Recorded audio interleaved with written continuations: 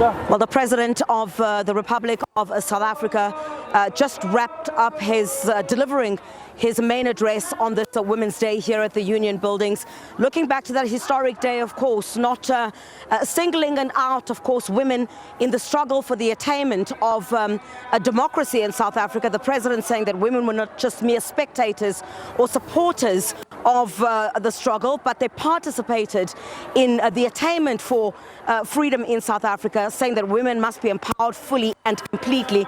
We did speak about some of the areas of exclusion where women still struggle, issues of economic emancipation, some of the issues the President spoke about, talking about a budget used to empower women. Of course, you would know that while, in speech, it has spoken about women and how women need to be empowered, but the complaint, the struggle of women going forward is that the budget to actually carry out all of this has not been made available. Building a nation in which women are equal, and of course we must ensure that women rise. Just part of what the President spoke of. Let me bring in my colleagues, SABC specialist reporter Sophie Mokoena, as well as SABC senior political reporter Samkelo Maseko. Ms. Sophie, let me start with you.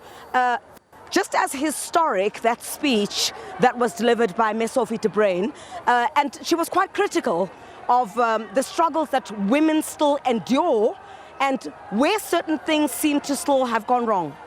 I think using a word, the women of 1956 have been betrayed. Betrayed in a sense that they fought to ensure that there's no injustice and suppression of women and abuse of women. But today, gender-based violence is a scourge. Secondly, the issue of poverty. We know that the people who are suffering most as it relates to poverty and unemployment, it's women and the youth. The issue of security and comfort, which is part of the Freedom Charter, the women are not secured. Even in their own homes, they don't have that comfort when you look at femicide.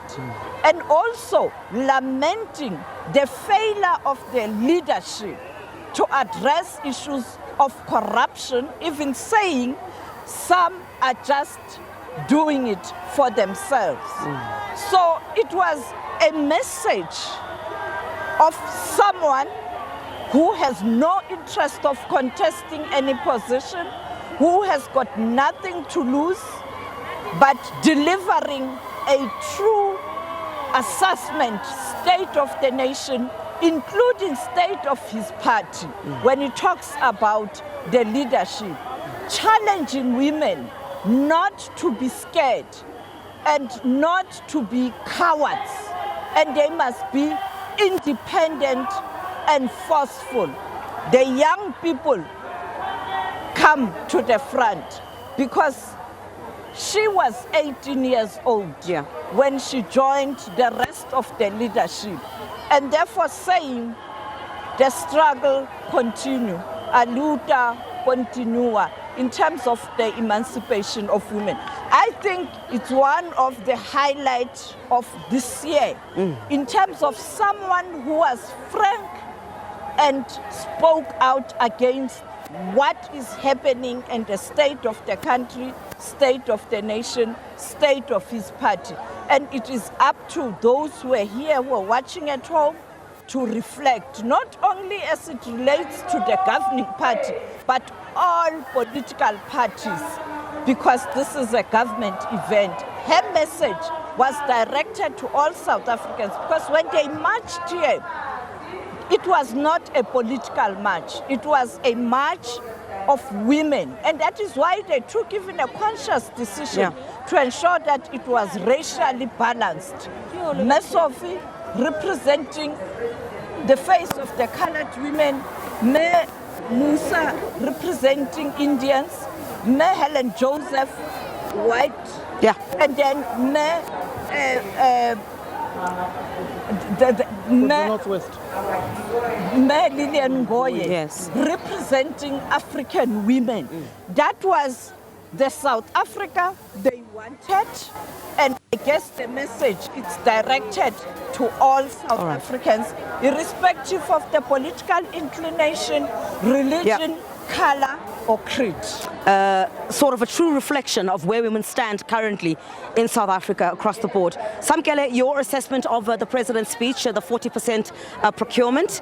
We know that issues of budget, we've spoken about the emancipation of women when it comes to economic freedom, or even the attainment of resources to even fight the scourge that bedevils women today, which is gender-based violence.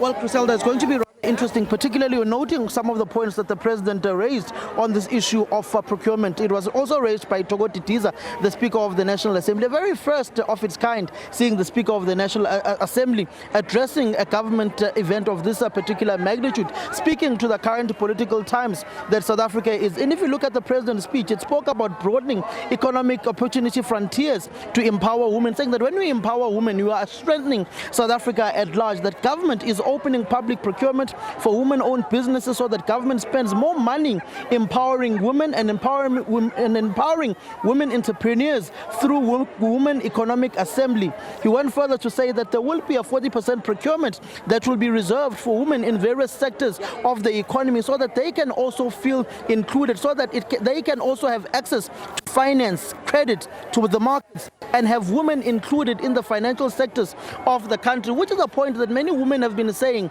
that they don't want to be invited to the dinner table.